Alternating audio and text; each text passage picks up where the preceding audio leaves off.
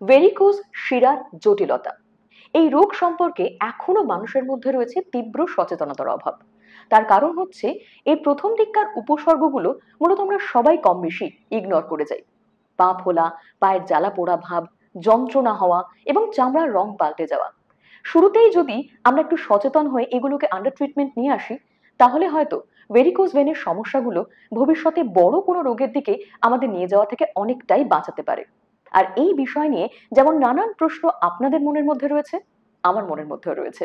আর তার জন্য আজকের এই বিশেষ আলোচনায় আমাদের মধ্যে আমরা পেয়ে গেছি এভিস হসপিটালের পক্ষ থেকে তার ফার্স্ট ক্লাস সার্জন এবং varicose vein specialist doctor Sourav চক্রবর্তীকে।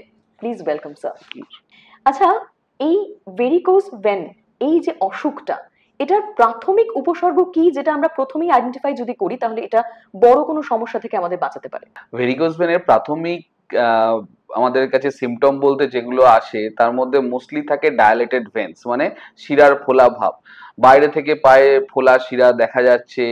আহ এগুলোই মেন সিমটম হিসেবে থাকে। তার সাথে থাকে ব্যথা, মানে পেশেন্ট ধরুন অনেকক্ষণ দাঁড়িয়ে রয়েছে বা দাঁড়িয়ে কাজ করেন, তিনি পায়ে ব্যথা বোধ করছেন, সেটা একটা বড় সিমটম হিসেবে আমরা পাই। আর সেটা যখন আস্তে আস্তে রোগটা বেশি দিন ধরে থাকে তখন সেখানে চামড়ায় কালো দাগ, স্পাইডার ভেন্স বা কালো ছোপ ছোপ দাগ, সেটা লাইপোডার্মাটোস্ক্লেরোসিস, এই রকম নানা রকম প্রেজেন্টেশন নিয়ে পেশেন্টরা এসে থাকে।